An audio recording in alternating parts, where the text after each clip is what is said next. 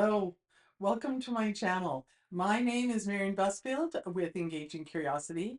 The videos on this channel support beginning teachers with evidence-based classroom management strategies. I loved my time in the classroom and I was privileged to spend 19 years with students in a variety of contexts, including as a homeschooling mom, a classroom assistant, homeschool oversight teacher, literacy program supervisor in the local school district, K-9 teacher, learning support and literacy intervention teacher, and this all culminated with teaching a grade 1 to multi-grade classroom. And I loved all of it. And am here to share what I learned in all those years.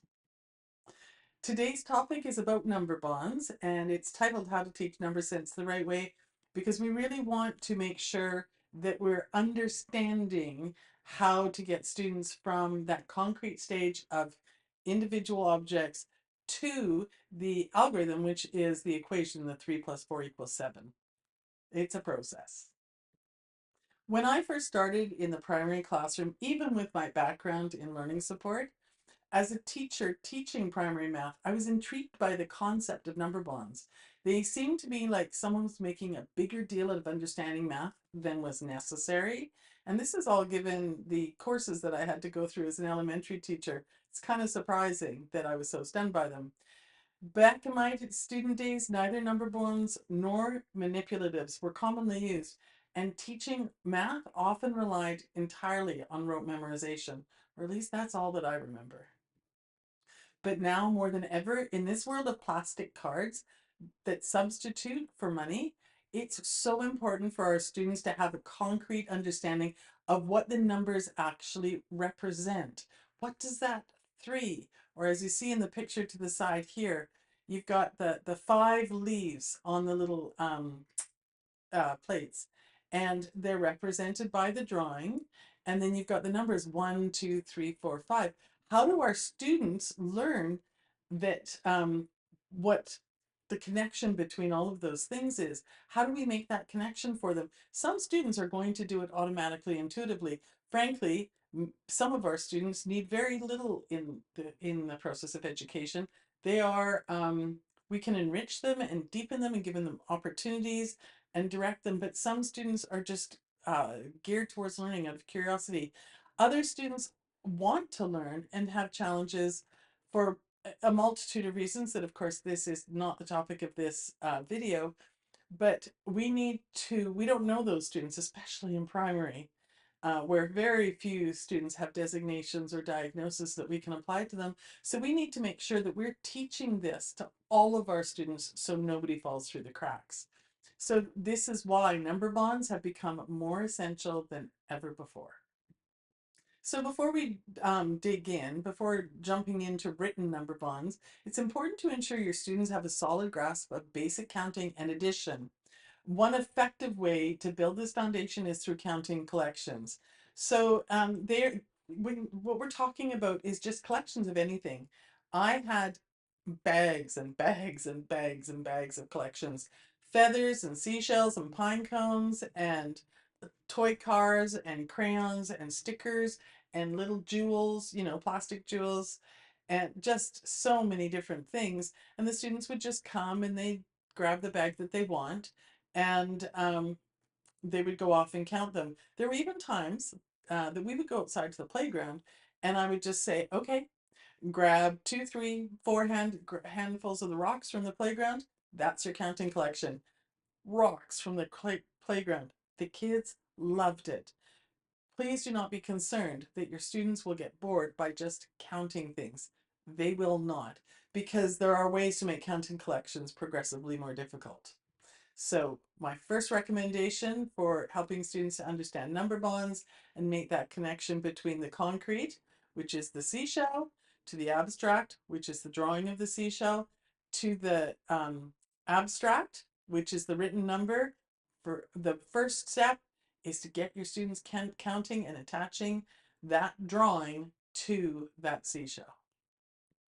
So counting collections involves grouping items and counting them, which encourages creative strategies and provides insight into students' thought processes as teachers walk between groups of students or partners counting. And to support initial concept of addition and subtractions, you could, for example, provide them with 10 frames. You could cut off the end of a carton, an egg carton. This does not have to be complex to get your supplies together. And you could give them two different colors of counters, or two different colors of plastic teddy bears, or two different colors of cars. Really doesn't matter. Two different shapes. Doesn't matter, but as long as they're two different things. And as they put a few in, then they can make 10 with a different color, and they begin to understand sets and addition in a very concrete way. Okay? And at first, you're just going to have them count. Oh, 1, 2, 3, red plus 1, 2, 3, 4, 5, 6, 7. So 3 and 7 more. And altogether, we know this is a 10 frame, so that makes 10. This is helping them to connect these items to what their those numbers mean later on. Once our students are familiar with that very basic concrete addition of those objects within a 10 frame, it's okay to introduce number bonds, but you're also introducing them to the abstract, which is the drawing, concrete to abstract. And so you would put those in the number bonds first. And you can see that in the picture down below. A number bond is the relationship between two or more numbers and their sum. And you can see the 3 on the left circle, the 2 on the leaves in the right circle, and then above you see the circle, actually kind of more of an oval, isn't it, with the 5 leaves in it. And so your students are making connections that helps them to understand when we say all together, they hopefully have literally put those 2 leaves and those 3 leaves all together many, many, many, many times in practice. Now, on this particular picture, you can see that there's also a picture of the abstract where they've written the answer in a worksheet, because I have math task cards and worksheets that link all these things together. And so you can see that this particular picture has the abstract included as well. So number bonds are critical for students developing their number sense, understanding those relationships between numbers. And for students who have a lot of exposure to number bonds and who are very comfortable with them, they can be a great way for our visual learners, students who prefer to really think things out inside their mind. I've got a friend who can rotate things in a 3D sphere, can't imagine.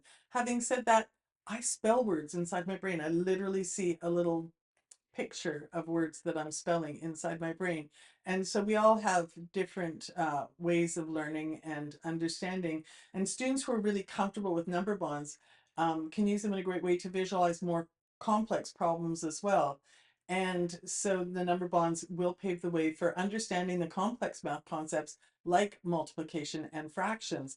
And they can be an essential building block in any math curriculum and instruction.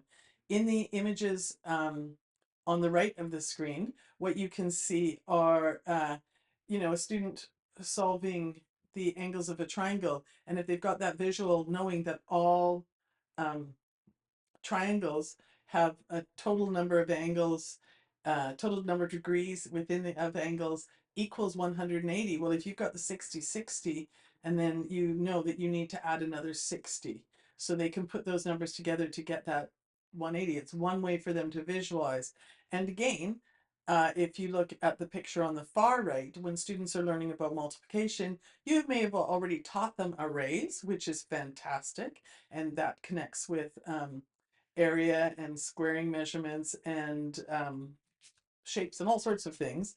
But on this particular picture, what you're seeing is you're connecting, as you can see on the bottom, the 6 little blocks for each circle representing the concrete. And then inside is the numbers. And then when they add those numbers all together, it's the 24. And that also makes that connection. Of course, here you don't have the representational, which is the drawing of the little square blocks, but you've got the concrete to the abstract. And I'm going to hope that any teacher that's getting their student into multiplication is understanding that their students have an understanding of concrete to that abstract. The concrete in this point is really more to support our kinesthetic students who really need to feel that to understand it. So teaching number bonds effectively is benefited by using more tools than just diagrams, of course. You've seen the drawings earlier in this video. It's also valuable to use hands-on activities like the 10 frames or the Cuisenaire rods to enhance understanding. Research has grown from um, believing in learning styles, that students have only one channel, to more learning preferences, recognizing that students have preferred ways of learning, which means that they don't have to be given just one channel for learning.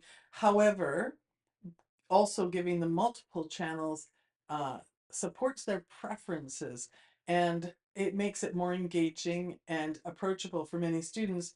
So by adding these hands-on activities like the 10 frames, Cuisenaire rods to enhance understanding, it makes it any learning that we do differentiated, more approachable for our students. So here's an example, and I'm going to talk caramel apples. I live near an orchard and they have some fantastic caramel apples up there for about 2 months of the year, maybe three. And it's a good thing it's no longer than that. We limit ourselves to one a year. They're good. So imagine eating 5 caramel apples, but only having 4. Number bonds helps identify that one more apple completes the set. Students will soon start seeing these associations naturally the more they work with the number bonds and the more they work with concrete items. So as I wrap up, just understanding the main message of all of this is understanding that when you take those counting collections, those, because they're just random numbers that your students sort through and they figure out, and they understand that by counting everything from feathers to seashells, that these concepts apply to everything in the world around them. Incorporating number bonds into your teaching practice then empowers your students to see number relationships and tackle more challenging problems. This is one of the big things that we want to teach as teachers is a growth mindset, communicating to our students that we know you can. And by giving them success with smaller problems, they learn that they can, and they get to tackle bigger problems with more confidence because they know and understand the number relationships, and they continue to grow with that.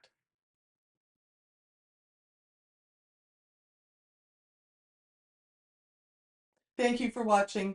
Please join me again soon. You will see some suggested videos on the right of the screen. If you found this video helpful, please give it a thumbs up, subscribe to my channel, and hit the notification bell so you never miss an update. And look forward to seeing you again soon. Bye for now.